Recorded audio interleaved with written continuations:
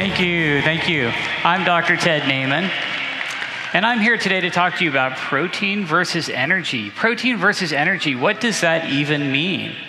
Well, in order to explain this, we're going to start at the very beginning. What is eating? This is as basic as it gets. What is eating? So, plants are autotrophs. Plants make their own food. Animals, on the other hand, are heterotrophs, which means they have to continually eat other living organisms just to be alive. That's right, you and I are animals, and we're only alive because we constantly eat other living things. That's just how the system works. So all animals can be divided into herbivores, carnivores, or omnivores. But no matter what kind of animal you are, plants are at the base of all animal nutrition. Now, plants don't want to be at the base of all animal nutrition, but they are. That's just how it goes. Herbivores are predators of plants, and they have to make all the food for all the animals. What plants do is take carbon, hydrogen, and oxygen, the three biggest elements of life, and they use them to make all of their own food. In addition, plants are getting about 24 other mineral elements from soil, which are all required for plant and animal life. So in a way, plants are getting everything they need from the soil except for nitrogen. Plants are getting everything from the soil except for carbon, hydrogen, and oxygen. The most important mineral plants are getting from the soil is nitrogen, which is fundamental. It's a part of amino acids, which make up all of our proteins. Now, similarly, your human body has about 24 elements in it that all originate from soil, and the three biggest elements are carbon, hydrogen, and oxygen, which come from air and water. So your plant is getting carbon, hydrogen, and oxygen, the three biggest elements of plant and animal life, from air and water, specifically carbon dioxide in the air and water. And then plants are getting nitrogen for protein and other minerals from the soil. Now, plants store energy, and they store solar energy from the sun as chemical energy. That's what photosynthesis is. Plants take solar energy, and they use carbon from carbon dioxide in the air, and they store chains of carbons, and that's all dietary energy. Every bit of energy we eat is high energy carbon-carbon and carbon-hydrogen bonds that are stored by plants using sunlight and carbon from carbon dioxide. So everything that we burn for energy to run our metabolism, these carbohydrates and hydrocarbons, which are really just fats, are all made by plants, and they're chains of high energy carbons that we are constantly burning in our mitochondria. Animals break apart these carbon-carbon bonds in our mitochondria using oxygen. We oxidize or burn these carbon fats in our mitochondria, and it releases energy as well as it gives off carbon dioxide and water, which we exhale. So all animals are continually burning these carbohydrates and fats in our mitochondria.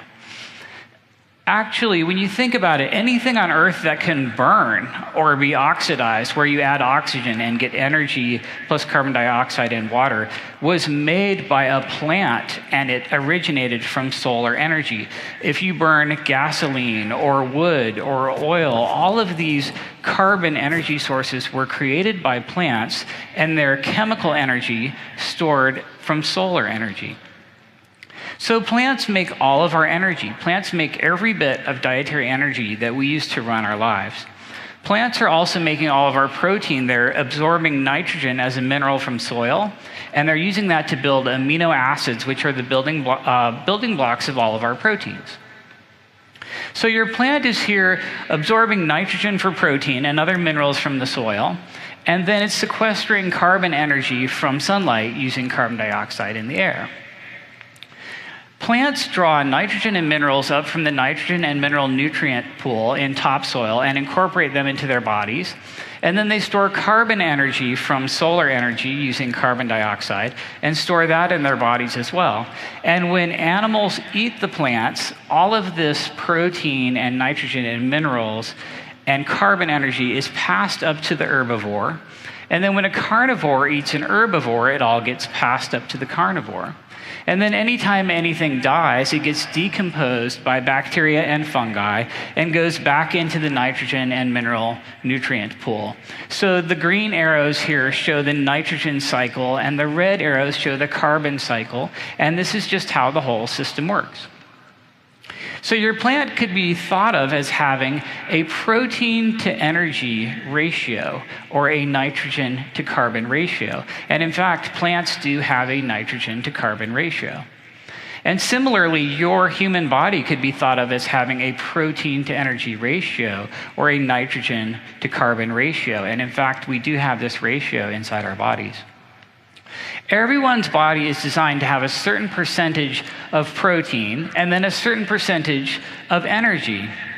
If you are healthy, protein is going to be higher than energy. If you are overweight or obese, then energy might be higher than protein. Or if you don't have enough muscle tissue or lean mass, then protein might be lower than energy. Plants concentrate nutrients from soil. They are absorbing nitrogen and minerals and concentrating them in their bodies. But they are limited by how far their roots can reach, so they can only concentrate so much. Animals don't have this limitation. They can walk around and eat all the plants they want, so we see even higher concentrations of nitrogen and minerals in animals. This is called bioaccumulation or biomagnification.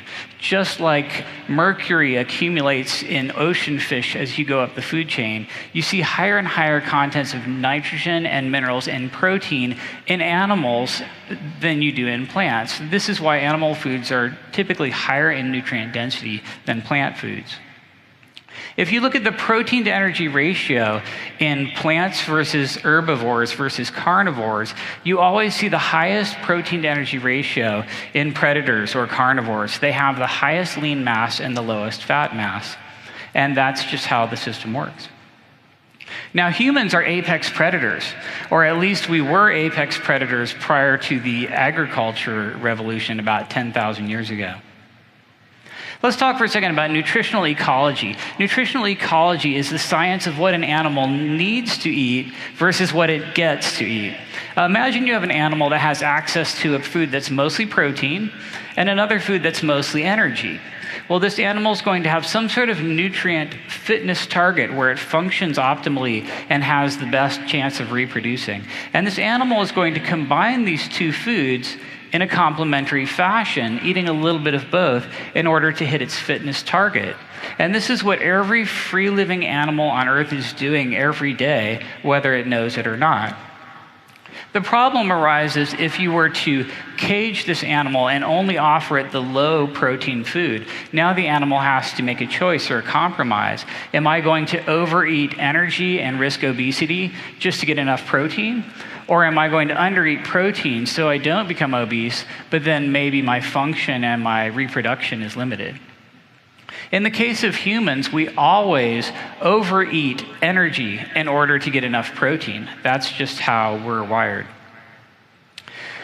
Back in the Paleolithic, which is the time period just before agriculture was invented, in the Paleolithic or the pre-agricultural time, we had very high protein diets. If we dumped you off in the wilderness with nothing but a spear, you would realize very quickly that about 98% of all plant foods on Earth are poisonous and toxic to humans, and as a result, you'd be killing animals and eating them predominantly. So prior to agriculture, we had very high protein diets, a high reliance on animal foods. In fact, we were frequently energy constrained. We did not get enough energy in our diets. We were always looking for more energy. And humans have always used technology to feed ourselves. So we invented stone tools so we could break open long bones and eat bone marrow and get more fat, or break open skulls and eat brains for higher fat content, or dig up tubers using tools to get starch. Eventually, we used our intelligence to invent agriculture, and we figured out how to domesticate plants and grow starch. And with the advent of agriculture, we diluted the protein in our diet because we figured out how to grow these starches, and the protein to energy ratio of our diet went down considerably. As a result, we had some negative health consequences. We had shorter stature, smaller brains, and poorer health of bones and teeth with the advent of agriculture. Eventually, humans took things way too far with the Industrial Revolution and the bulk refining and transport of sugar, flour, and oil. And the protein dilution in our diets now is absolutely terrible. We have very low protein to energy ratios of our diets, and we also have very low protein to energy ratios of our bodies. One of the problems with agriculture is we preferentially like the parts of plants that are the highest in energy, the roots and the tubers and the nuts and the seeds and the fruit. And we cultivate all of these plants to maximize the energy yield.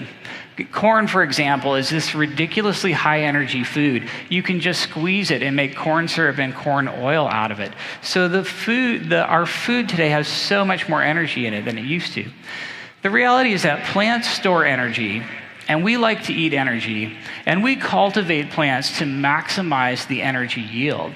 And as if that weren't bad enough, we refine and process all of these foods as well to get as much energy out of them as possible. And by the time we're done, the amount of energy we get for the amount of protein and minerals is just ridiculous. Let's talk about the 3 macronutrients for a minute: protein, carbs, and fats. If you graph out all of your food on the 3 macronutrient axes, what you'll find is that protein tracks very well with minerals and nutrient density. The higher you go in protein, the higher your nutrient density becomes.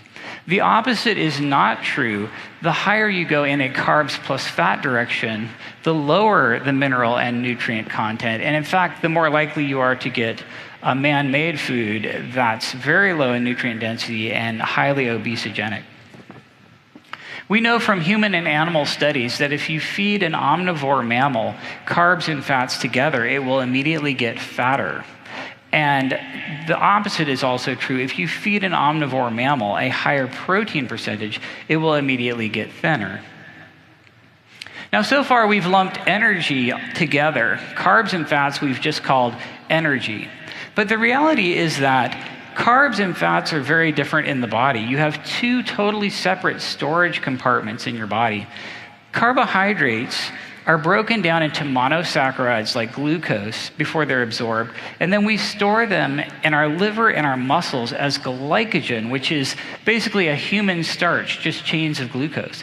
Glycogen is water soluble, and it has an entirely separate storage compartment from fat, which is not water soluble and is stored in our adipocytes. So your body has these 2 entirely separate storage compartments for the 2 forms of energy, carbs and fats. Glycogen, which is the glucose stored in our liver and muscles, is very special. It's incredibly fast. You can make energy out of glycogen 6 times faster than you can fat. So glycogen is extremely valuable. But fully hydrated glycogen, and we call them carbohydrates because they're fully hydrated, they're very heavy, they're very large. Glycogen is not a very size and weight efficient way to store energy. So we have this situation where glucose is 6 times faster at making energy than fat is, but it's 6 times larger and heavier. So your body wants a little bit of both, but we carry about 100 times more energy as fat because it's so much easier to carry around.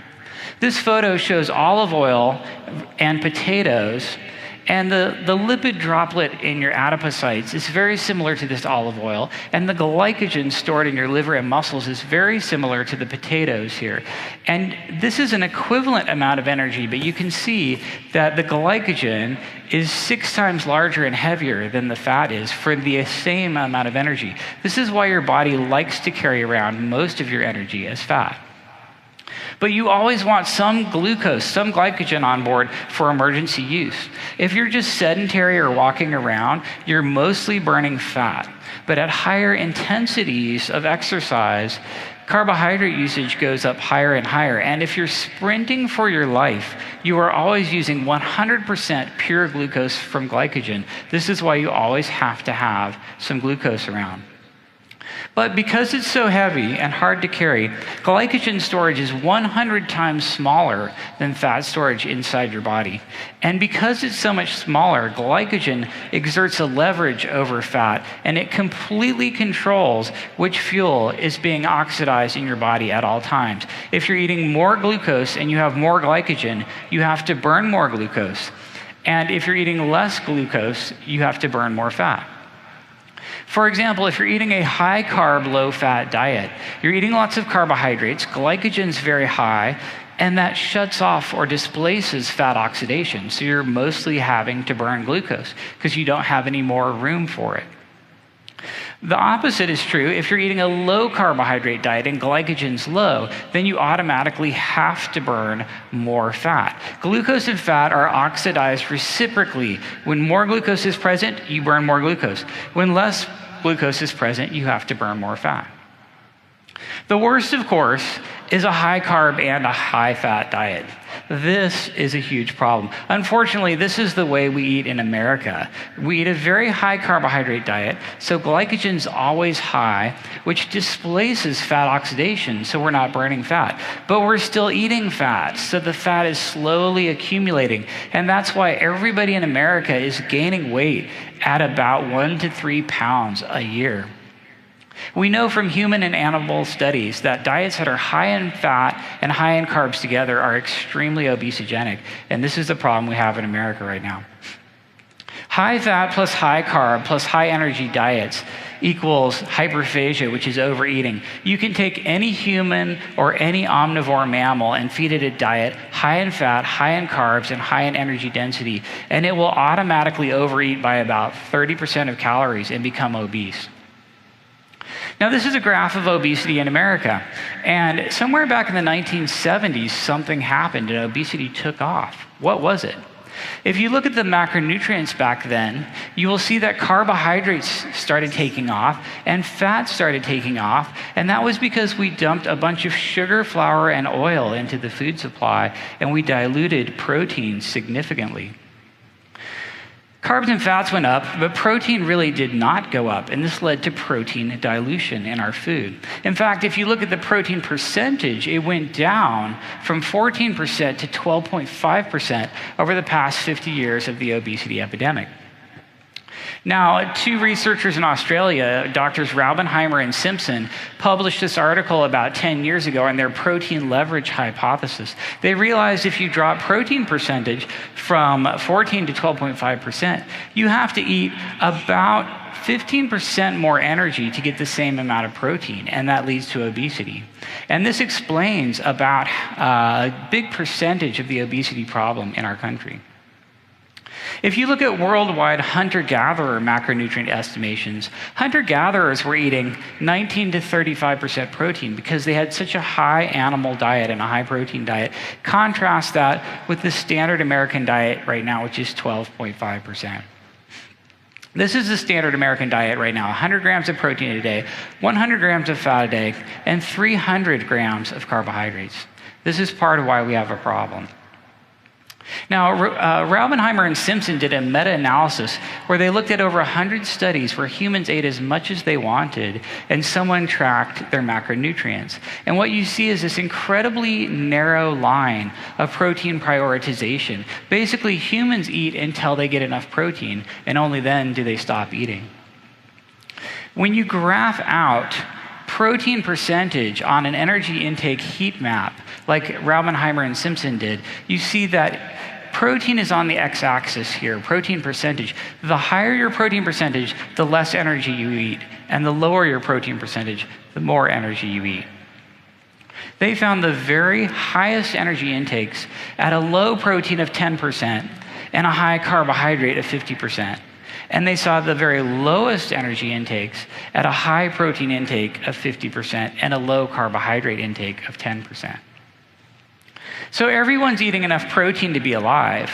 We know we're eating enough protein to be alive. But the question is, how much energy did you have to eat to get that protein? Raubenheimer and Simpson made another economic discovery. They graphed out the price of everything in the grocery store based on macronutrients, and you have protein on the x-axis. And what you see here is that the more protein in a food, the more expensive it is. And this is why obesity and poverty frequently go hand in hand.